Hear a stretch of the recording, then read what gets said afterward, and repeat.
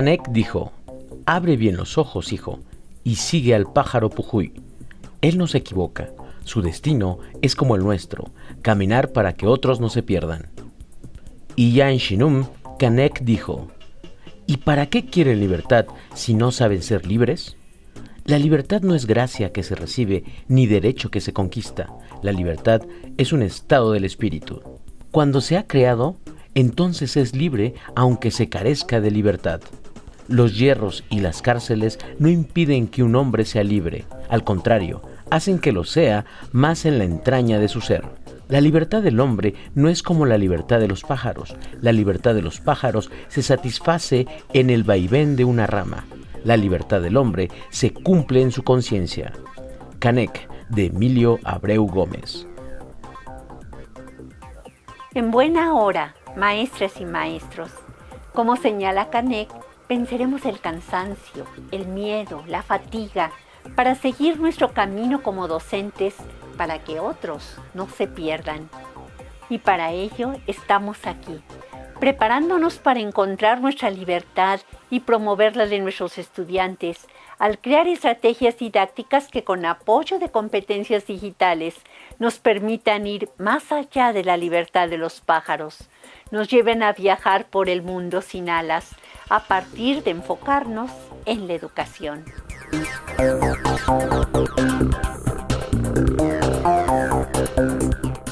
En el año de 1818, Joseph Jacotot, pedagogo francés en la Universidad de Lovaina, tuvo una aventura intelectual cuando pidió a sus alumnos de habla holandesa que aprendieran francés al comparar el contenido del libro de Telemaco traducido a los dos idiomas. Y los estudiantes por sí mismos aprendieron sin que el maestro les haya transmitido su propio saber. El método no fue el del maestro, sino el de cada aprendiz, que enfrentó su inteligencia con la del libro. Y las relaciones con el maestro fueron de voluntad a voluntad. A partir del análisis de esta experiencia, se suscitaron controversias acerca del valor de la explicación que el docente hace para que los estudiantes comprendan conceptos, acto que fue considerado como el principio del sometimiento, ya que al explicar se muestra falta de confianza en la inteligencia del otro, como ser humano, que es capaz de aprender por sí mismo lo que requiera, así como aprendió a hablar y a estructurar patrones sin necesidad de ser enseñado. Se enfatizó en que la explicación del docente forma parte de métodos que conducen a una vía rápida para llegar a creer que se aprende, sin que ello lleve al aprendizaje ni significativo ni profundo. Se argumentó por Jacques Rancière que hay otra vía para aprender. Es la vía de la libertad, respondiendo a un reto y a la confianza en la capacidad intelectual de todo ser humano, al poner en juego la inteligencia y la voluntad.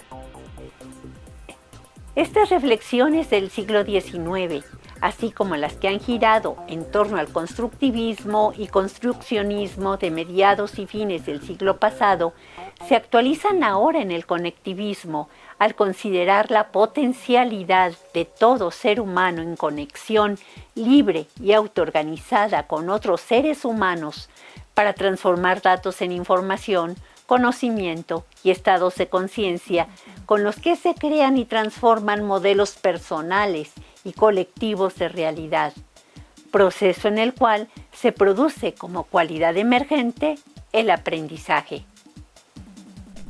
El aprender como un proceso dialéctico continuo que se realiza a niveles neurológicos con todo el cuerpo y la mente en medio de conexiones con otros implica acciones de investigación, propuesta y evaluación de hipótesis, procesamiento de información y transformaciones que permiten la exploración y participación consciente en la vida. Esto conlleva la continua equilibración, realimentación y autorregulación de sistemas en los que se procesa ininterrumpidamente información. A ello se le conoce como evaluación y es un factor decisivo de la libertad de pensamiento y de expresión del ser que busca permanentemente su mejora. El dilema a resolver en el paso de la escuela industrial a la escuela en la sociedad del conocimiento, inmersa en una cultura digital, es evaluación como calificación o evaluación como evolución y mejora en libertad.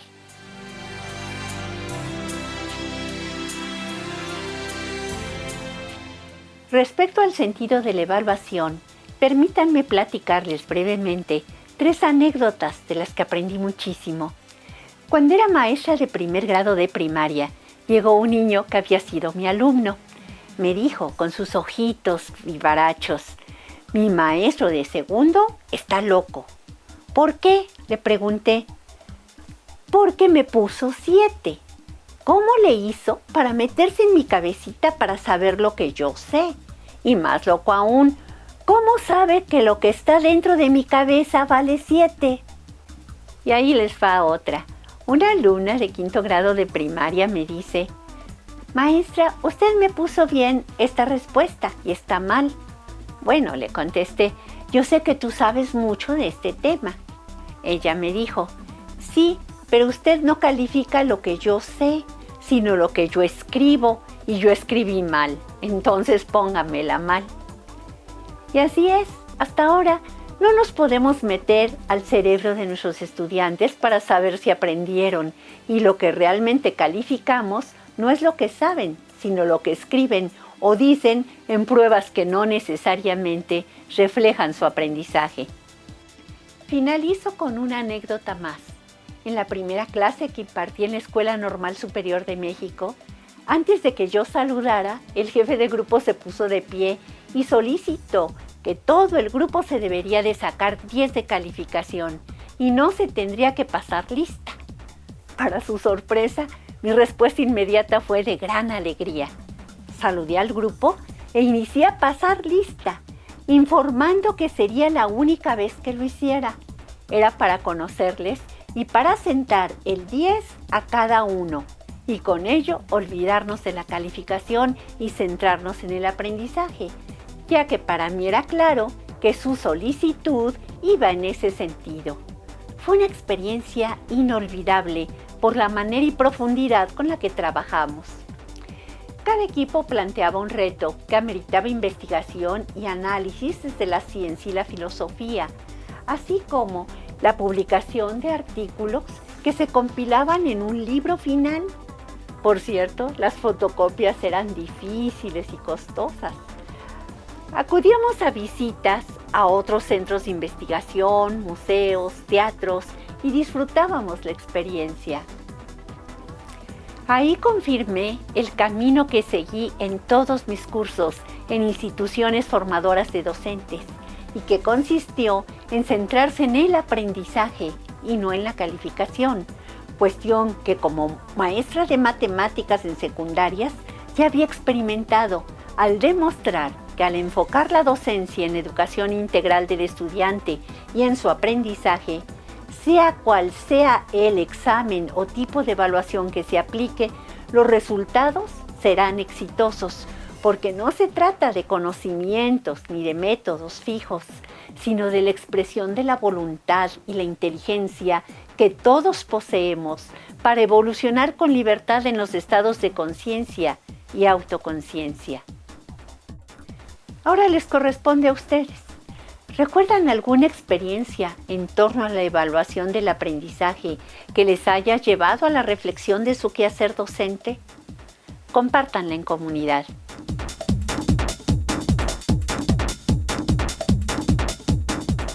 La evaluación constituye uno de los problemas fundamentales en el ámbito escolar, al no tener claro su sentido y considerarse en última instancia en relación con el producto final expresado en la calificación, lo que ha sido utilizado como instrumento de control ideológico a lo largo del tiempo. En correspondencia con los regímenes de producción, el concepto de educación y en particular el de evaluación han ido variando. En el comunismo primitivo, la educación era para la vida por medio de la vida, y la evaluación se daba en el sentido de realimentar y corregir errores en el momento preciso en el que eran cometidos para superarlos. Ya en los inicios del capitalismo, la escuela industrial se popularizó y se encontró en ella un medio de control al centrarse en el propósito de aprobar grados, convirtiéndose la calificación en agente de dominio y selección social. En la mayor parte de los sistemas educativos, la calificación alude desde el punto de vista personal a la autoimagen y a la imagen que se proyecta ante los demás. Remarca también la desvaloración, el temor al error y la aceptación de la mediocridad.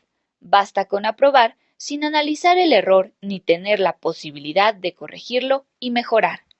Cuando la calificación se centra en el resultado final aprobatorio, sin considerar el aprendizaje, lo que importa es aprobar, con cualquier calificación obtenida de cualquier manera. Derivada de ese concepto, la reprobación es enfocada como un factor de eliminación escolar, a través del cual se legitima el lugar que los individuos ocupan en el régimen de producción, con efectos negativos en la sociedad, la familia y el alumnado, creándose graves situaciones de desperdicio económico, rechazo social y problemas psicológicos. Cabe mencionar el condicionamiento de grupos de estudiantes y docentes que se sienten cómodos con el sistema de calificaciones, ya que ello les exime de realimentar, corregir y volver a intentar hasta lograr aprendizajes significativos. Se cede el derecho a la libertad poniendo el foco de atención no en el aprendizaje, sino en cuánto me voy a sacar de calificación. Consideremos además que las calificaciones que se otorgan en la escuela son arbitrarias, dadas en una escala de valores absolutos, en lo que no hay comparación entre el 8 sacado por un alumno en matemáticas con el 8 sacado por el mismo en física, y menos aún con el 8 obtenido por otro alumno del mismo o de diferente grupo o escuela. Quien sacó 8 no ha aprendido el doble que el que sacó 4. Dos estudiantes con la misma calificación seguramente no saben lo mismo, ni siquiera se puede asegurar que contestaron acertadamente las mismas preguntas en un mismo examen. Por otro lado, desde la teoría de la información se señala que mientras la entropía constituye la medida del desorden en un sistema determinado, la entropía negativa o cantidad de información se relaciona con la medida del orden. A mayor información, los sistemas se vuelven más ordenados, pues existe mayor probabilidad de identificar las relaciones que se establecen entre sus componentes en un momento dado y los procesos de equilibración son efectuados con mayor eficiencia. Durante el aprendizaje, se procesa nueva información que se asimila y acomoda a la previamente existente. Esa cantidad nueva de información introducida en el proceso puede ser conocida al diagnosticar el estado probable del sistema inicial, ir introduciendo información y haciendo ajustes en el sistema hasta conocer el estado probable en otro momento considerado como sumario y encontrar la diferencia entre el estado sumario y el inicial. Por ser dinámico, el sistema no se cierra y continúa abierto de manera espiral para la posibilidad de medir el impacto que va teniendo el aprendizaje en la propia transformación y en la de otros sistemas. De ahí se deducen fórmulas de diferenciales e integrales que por ahora no podríamos aplicar en nuestro caso para asignar una calificación considerada como la cantidad de información, porque no podemos conocer el estado inicial ni el final del sistema del que partimos, aunque recuperemos conocimientos previos y hagamos diagnósticos, y además porque no serían prácticos, mientras carezcamos de la tecnología que lo facilita, lo que nos conduce por el momento a la imposibilidad de otorgar una medida al aprendizaje a nivel neurológico o cuántico. Mientras se siga suponiendo que una prueba o un conjunto de observaciones son suficientes para otorgar calificaciones, se estará desconociendo que el aprendizaje requiere de una serie de estructuraciones que harán que lo aprendido se manifieste en diferentes situaciones y tiempos, quizá muy distintos a aquellos en los que se hizo el intento de evaluar. Además, determinar la cantidad de información solamente tiene un valor indicativo, pero no constituye un fin en sí mismo. Para ti, ¿qué te informa una calificación? ¿Cuándo tiene sentido calificar y para qué? ¿Cómo puedes aprovechar la calificación para animar el aprendizaje?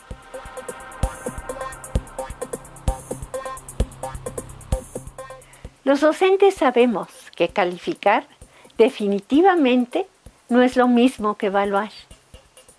Aquí concebimos la evaluación como un proceso sistémico continuo de investigación multidimensional y transdisciplinar en el que se diagnostica el estado inicial, se da seguimiento al tratamiento de la información por el mismo sujeto que aprende y que interviene autónomamente y en conexión con otros mediante realimentación, autorregulación, metacognición, reestructuración y de una sucesiva toma de decisiones para la mejora, lo que conlleva el corregir errores para continuar el aprendizaje en niveles más complejos y profundos, teniendo como foco la educación integral. La evaluación implica un acto consciente, activo y transformador que produce saberes que reconstruyen simultáneamente al sujeto, al objeto de evaluación y a todos los elementos que participan.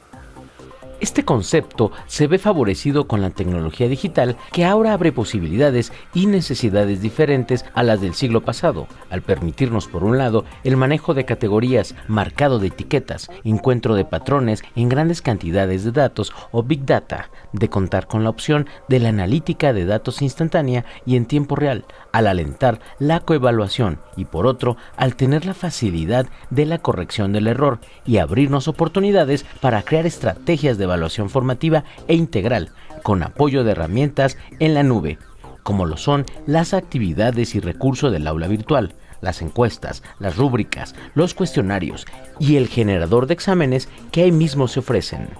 Por otro lado, de manera enlazada al aula virtual o fuera de ella, se cuenta con los grupos, los formularios, los blogs, los sites, el Drive, las agendas, los mapas y un sinfín de recursos con los cuales se puede generar, organizar, almacenar, agrupar, intercambiar, recuperar y gestionar la información que se va produciendo en las interrelaciones entre el estudiante, los objetos de aprendizaje y la comunidad, ampliando la posibilidad de la evaluación del aprendizaje más allá de lo individual, al que emerge como producto de las interacciones en comunidad, ya sea de aprendizaje, de conocimiento, de práctica, de servicio u otras, y que encuentran en los entornos virtuales espacios para la organización de información, la comunicación, la colaboración y la innovación.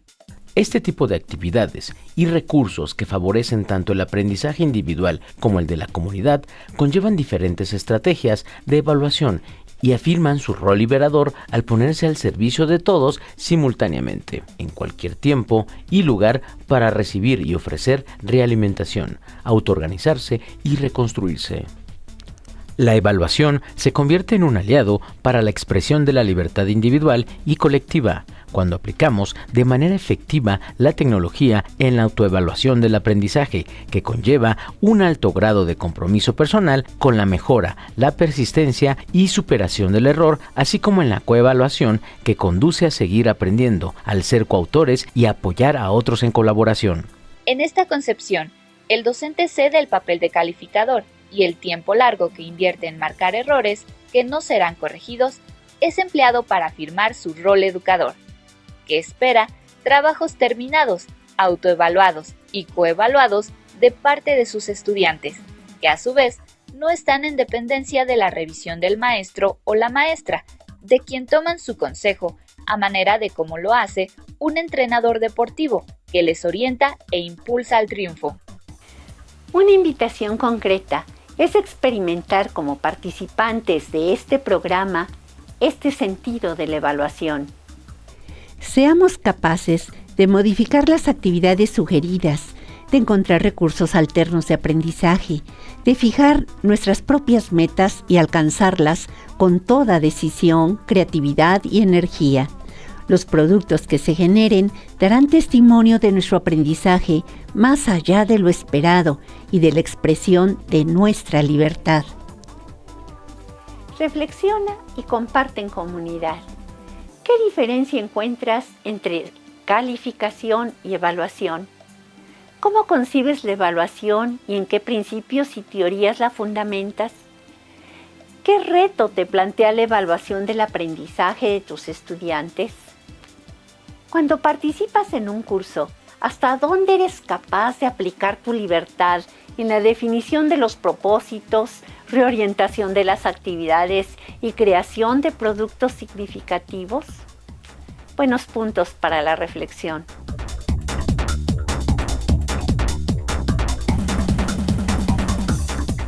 Avanza en el diseño y aplicación de las estrategias didácticas contenidas en tu plan de intervención. Durante este taller, continúa con el diseño de la cuarta secuencia didáctica, la selección y elaboración de los recursos educativos que vas a necesitar, la incorporación de instrumentos y técnicas para la evaluación del aprendizaje, la autoevaluación de su diseño. También previene la aplicación de la secuencia o del proyecto transdisciplinar o integrador. Aplícala o aplícalo en la práctica docente según te sea pertinente. Comparte la secuencia didáctica y los resultados de su aplicación en la comunidad. Recibe y ofrece comentarios de mejora. Recordamos que tanto el diseño, la aplicación y la evaluación de secuencias didácticas son actos de libertad, en las que imaginamos, recuperamos experiencias, expresamos y creamos desde lo más profundo de nuestro ser docente.